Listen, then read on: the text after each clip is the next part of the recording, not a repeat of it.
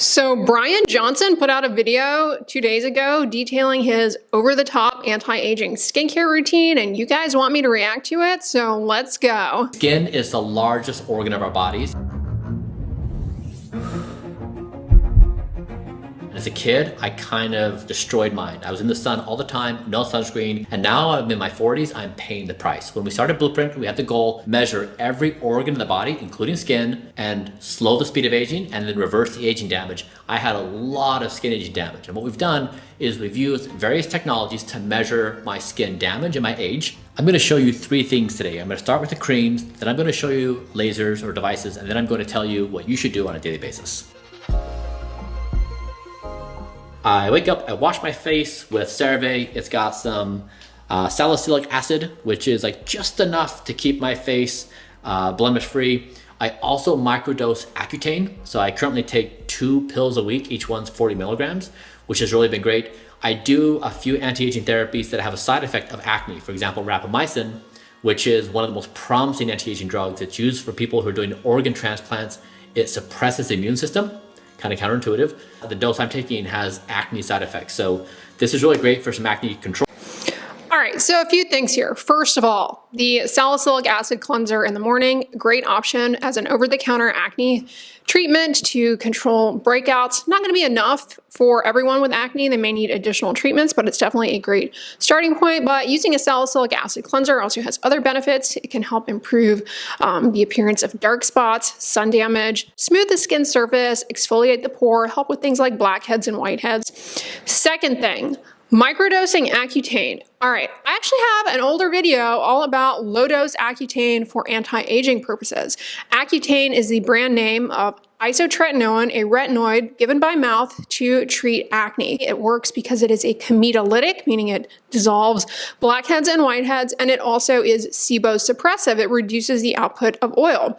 But we also know that isotretinoin can help to suppress activation of enzymes that destroy collagen in the deeper layers of the skin, and isotretinoin is also associated with an improvement in collagen levels as well as elastin. So there is some interest in low-dose isotretinoin for an anti-aging effect. Does taking low-dose or microdosing isotretinoin really do all that much for anti-aging? The research is sparse and somewhat conflicting. There are some small studies that show an improvement in what's called solar elastosis, basically the histologic, aka biopsy manifestation of sun damage in the deeper layers of the skin, as well as an improvement in wrinkle depth and overall skin color. But one study actually showed no difference in people taking isotretinoin plus sunscreen plus moisturizer compared to people just using sunscreen and moisturizer. So again, the data are small, limited, conflicting, and as it stands now, there's not enough research to support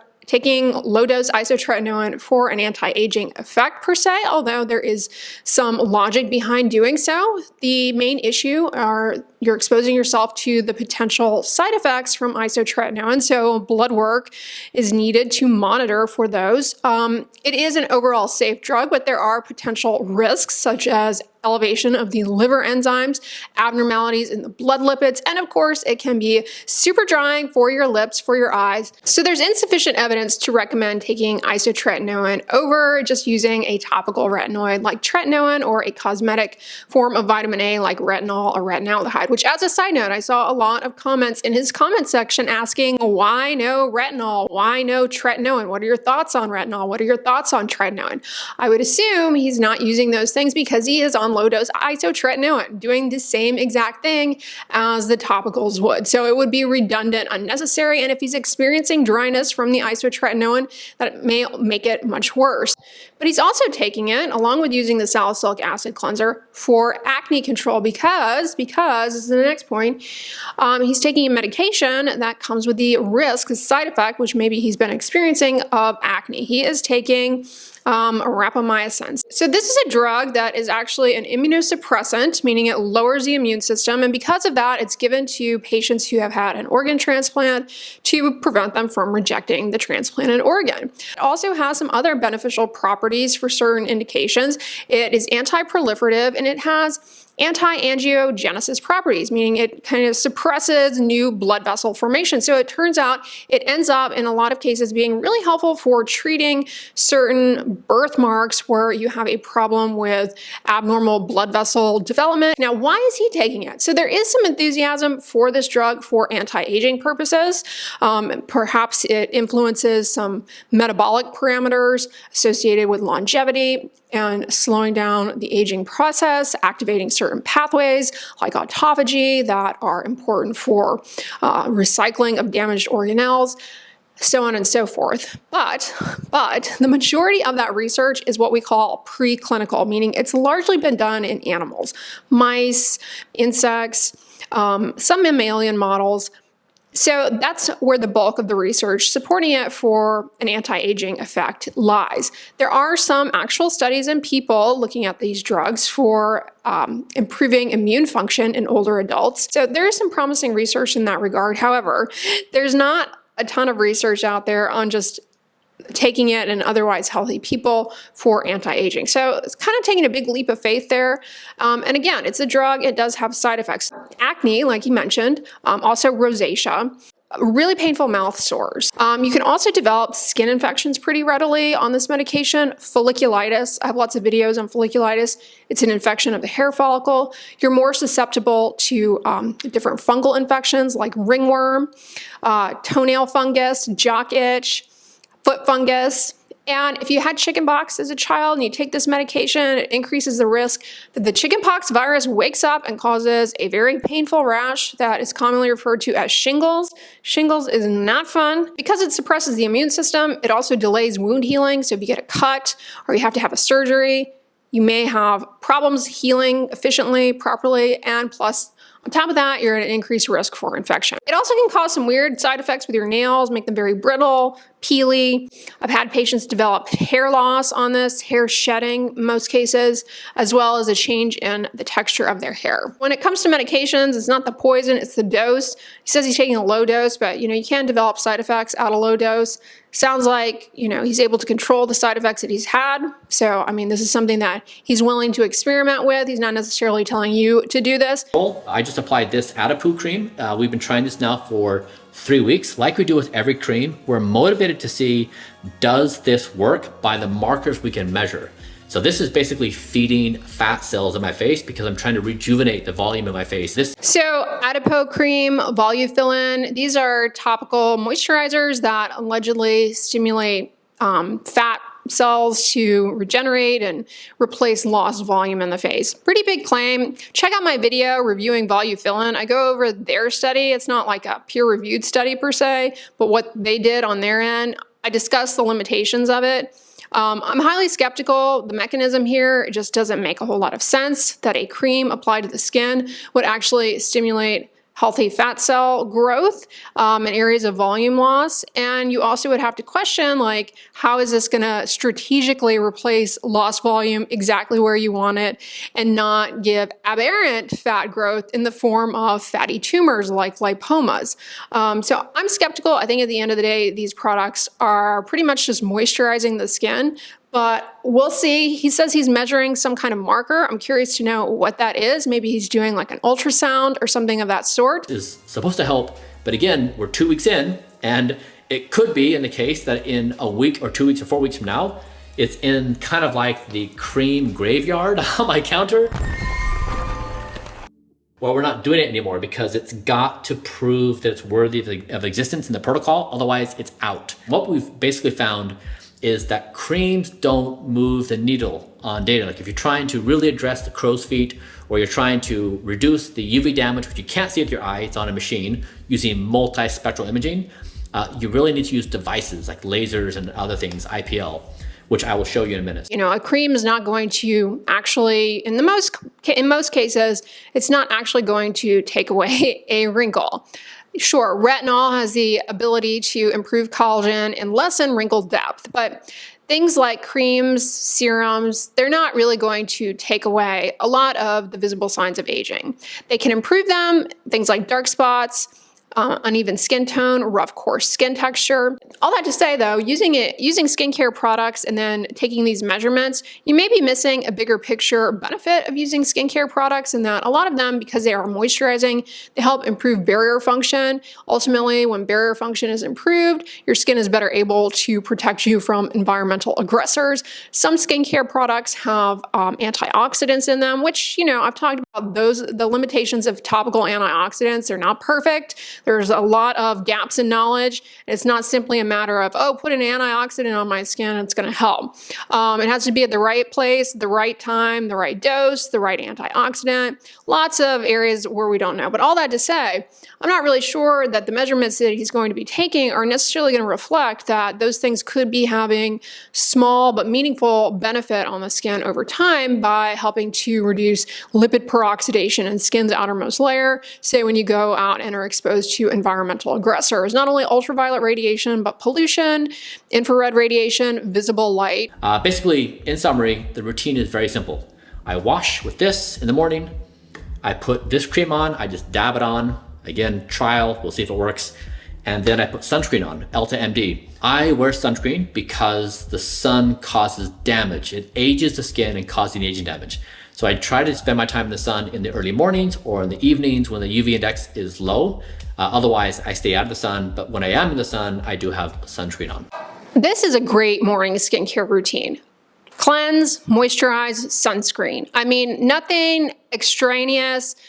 I've said this before, keep the routine simple, and that's easy to stick with, less risk of irritation. So I really like this routine and this advice around sun protection. Wearing sunscreen and protecting your skin from the sun is also going to allow for these treatments that he's going to talk about in a moment to work best, because so long as you are continuing to have unprotected sun exposure, your skin's ability to go in there and utilize the tools that you're giving it to repair damage, it's going to be limited because you have that constant immunosuppressive effect from the UV. You have that constant inflammatory milieu, that upregulation of collagen destroying enzymes. So it's taking you several steps back. You need the sun protection to prevent, but also to reverse.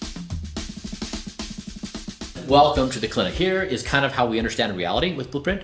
It's like food, where we've constructed a diet for my 2,250 calories, where every calorie has to fight for its life. So we have these ideal markers of where we want the organs to be, and we have the food, and if the food does not deliver the marker that we expect it to, it's out. The same is kind of true at the clinic, where we have these markers, for example, with skincare, like UV damage, pore size, reds, browns, etc. If we don't hit the markers, the technology is out. And so let me show you how we do these baseline measurements to get us orientation of where my starting point is. This device here is a clinical grade system that's typically in dermatology offices. It's called multispectral imaging, and it gives you this dashboard of, I think, 8 to 10 different biomarkers. When I started, it was pretty terrifying. I looked like a zombie face. You see all the damage. What was interesting is my son Talmadge, I had a surprise birthday party for him.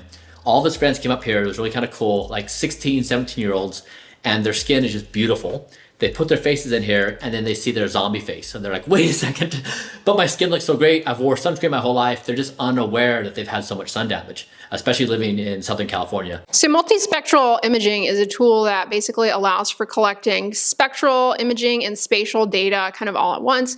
And essentially what it's doing is reading information from various chromophores in your skin, mostly melanin, as well as oxy and deoxyhemoglobin, collagen, water. So it really gives the technology information that kind of gives you some insight into things like hyperpigmentation, dark spots, moles. Now, the technology has its limits. It doesn't give you all the information you might be looking for, which is key. So for example, talking about lost fat in the face, probably not going to gather that kind of information necessarily from this reading, but it is going to give you some picture of the sun damage on your face to a certain extent. So this is an Exilus device. This is for the face. This is a radio frequency technology. This tip here warms up and you kind of roll it over the skin, and it's used for collagen production and for tightening the skin. So as you age, you lose firmness of the skin and less collagen. So we're trying to revolumize. And that was in particular a problem with me because in the beginning of Blueprint, I lost a lot of facial volume due to my caloric restriction. I've since increased my caloric intake, but we've tried to increase volume. And if you see my pictures from a year ago to now, it's a big difference. I've revolumized quite a bit. So the Exelis device is a monopolar radio frequency device with ultrasound. And basically what it does is it can be used on the face, on the neck, and in the jowl area for, like you said, skin tightening, improving laxity and wrinkles.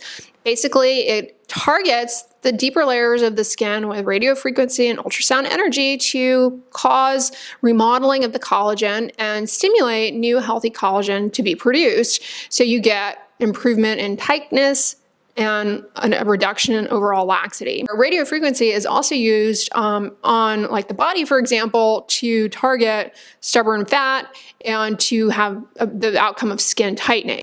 So we did this for a protocol. We've paused this because we're a little bit worried about it being potentially a cause for fat loss.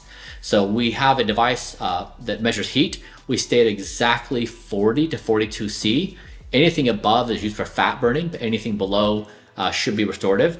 But just out of precaution, because we're trying to rejuvenate volume, we've paused this device. So it's pending future analysis. In the hands of someone who knows how to operate the device and the correct settings, definitely not a concern. But yeah, ultimately it could cause problems with the fat if the wrong settings, the wrong handpiece was used on the face, for sure. Also, we paused this because we've become very recently positive on a technology called Tixel. We don't yet own the device, we're buying it now, but that uses thermal mechanical ablation. So it uses a titanium tip and it delivers these intense pulses of heat.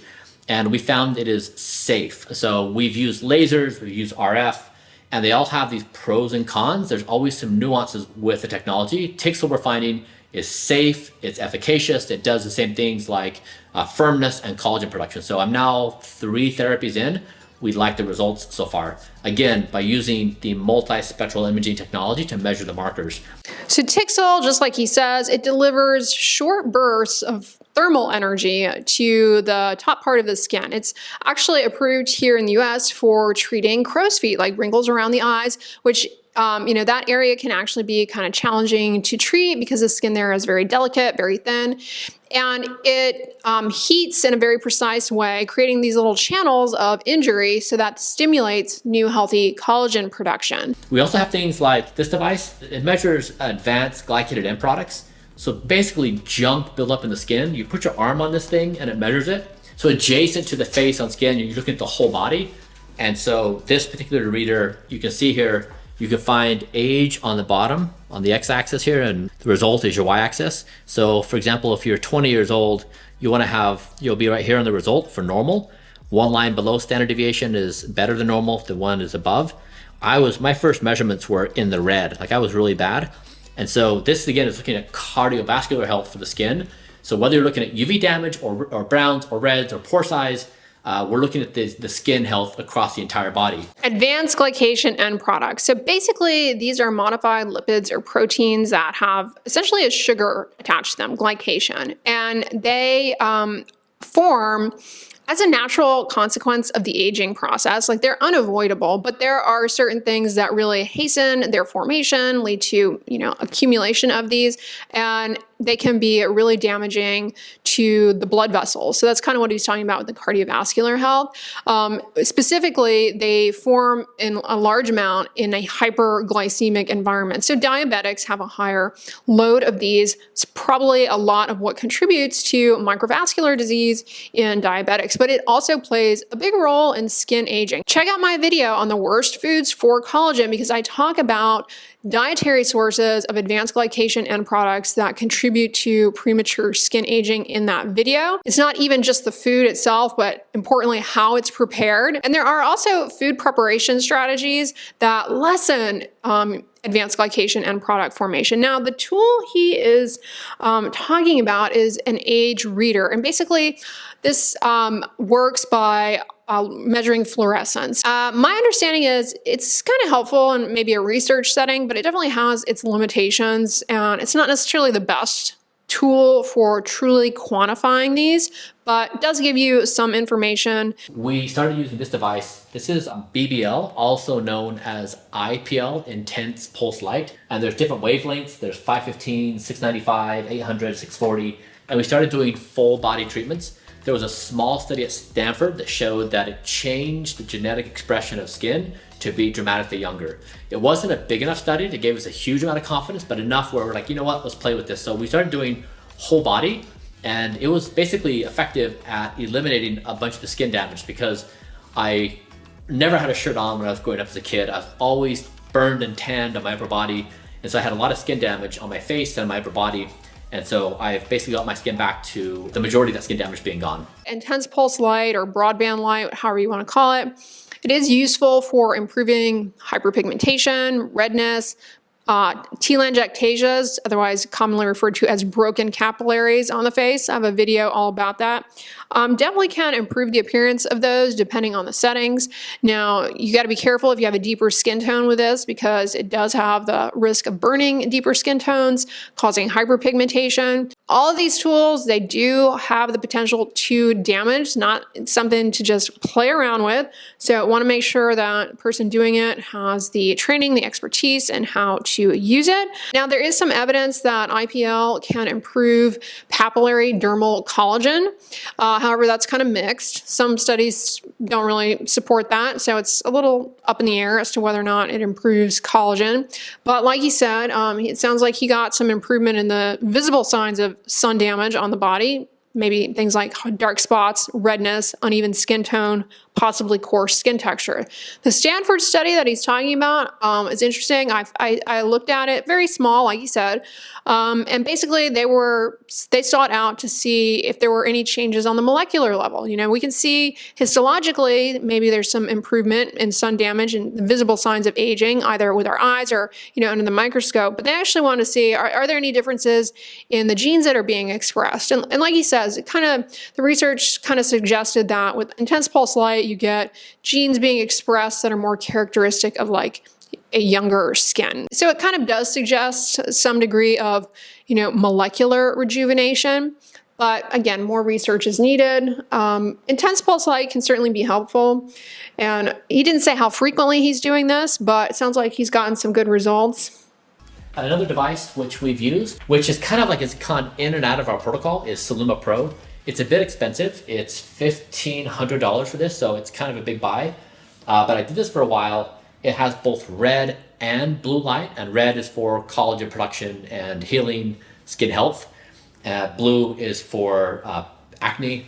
So I did this for a bit for blemish control when I was having side effects from some of the medications I was taking, but I no longer do it. So it kind of comes in and out of the protocol, but it's kind of hard to pinpoint because the effect is so subtle and the devices we use have such a big effect, like the Tixel system or BBL. So you have red light and blue light. I've got videos on this as a side note. Red light is, like you said, going to be helpful for improving collagen production. It has anti-inflammatory effects. And the blue light is specifically helpful for calming down acne. Now, this definitely can be certainly beneficial in terms of either acne or wrinkles. So it's not BS, logical thing to try. And you can buy these masks. I've used one myself. Now, the results that you get are very subtle, like you said, not as significant as what you would get maybe from an in-office treatment.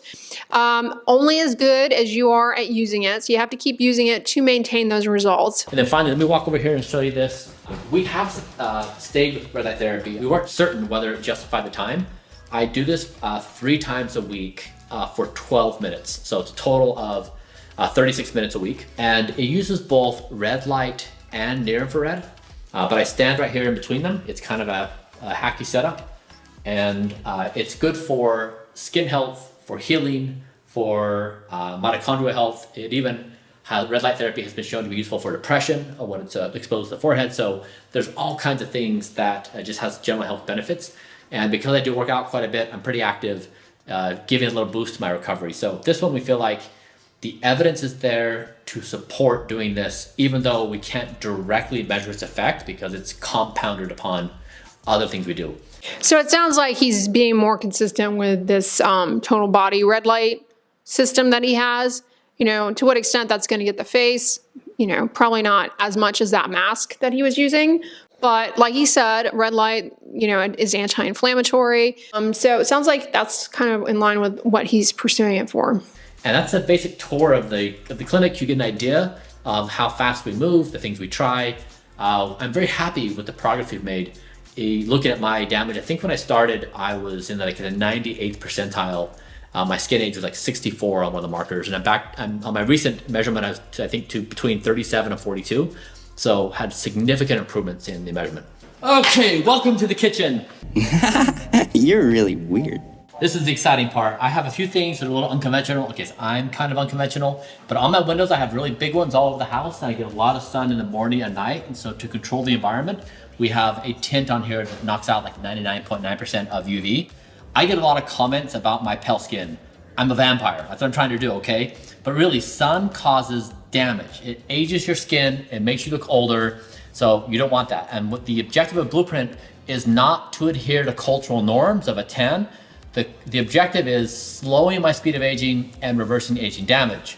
That includes sun damage. So I try to control what comes in my window. When I go outside, I'll walk to the cafe close by. I will take an umbrella with me and I'll have the umbrella above my head. That is weird in the United States of America. In other places of the world, it's very common and very normal. So just to be aware that other people do have skin practices that are useful. Yeah, those are great points.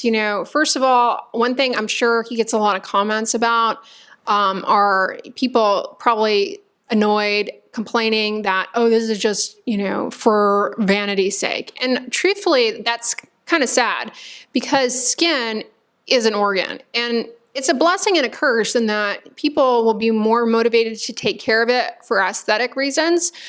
And then that trickles down to health benefits for them. But really viewing your skin as an organ system is very important because keeping it healthy as long as possible and doing things to optimize skin health, namely protecting your skin from the sun, it's going to pay off in your older adult years because you don't want to have very thin, brittle, fragile, sun-damaged skin that is prone to tears, easy bruising, poor healing, and skin infections. We call that dermatoporosis. Just like you wouldn't want to do things to accelerate and increase the severity of osteoporosis, bone thinning, why would you want to do the same thing or be okay with doing the same things for your skin? Yes, sun does come through window glass, UVA rays specifically. Most window glass will block out UVB, the rays that burn the skin, but UVA does come through window glass. Now, your exposure to that is going to vary depending on the time of the day, where you live, and how close you're sitting to the window, but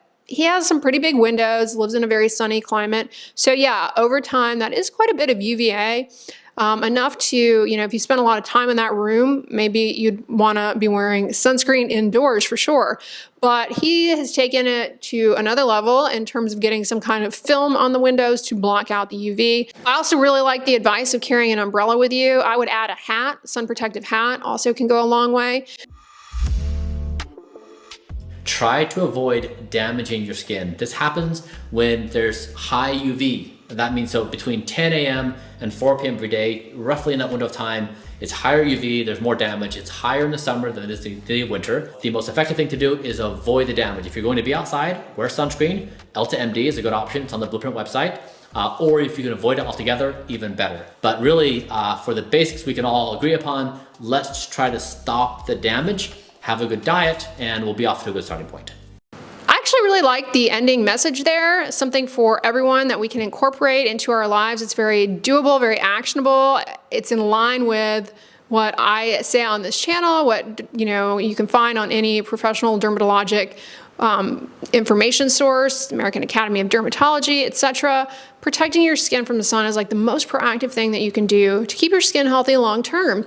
And I like throwing in the aspect of a healthy diet. I would also add, making sure that you're getting good sleep, exercise, which sounds like he does. These are all things that we know we're supposed to do for general health. It pays off dividends for our skin. I like the fact that the skincare routine is very basic, simple, sustainable, cleanse, moisturize, sunscreen. I mean, that's really what you need. Now, the other things that he's doing, certainly are way above and beyond what what is necessary for skin health and to what extent they're actually going to make a huge difference. It's kind of the point of the channel, like, right? To see, he's almost like doing his own little self-experiment, not really pushing you to do them, just kind of a watch and see what happens, I guess, approach. So use discretion. Hopefully this video of me responding, pointing out some of the potential risks of some of these things and what they can and cannot do, you know, gives you a little bit more background. Also, this is very cost prohibitive for the majority of people out there. I can't imagine how much money all of this costs. Yeah, it'll be interesting to see what happens. Let me know in the comments though. What do you think of this extreme skincare routine? But if you guys enjoyed this video, give it a thumbs up, share it with your friends, and as always, don't forget, sunscreen and subscribe. I'll talk to you guys tomorrow. Bye.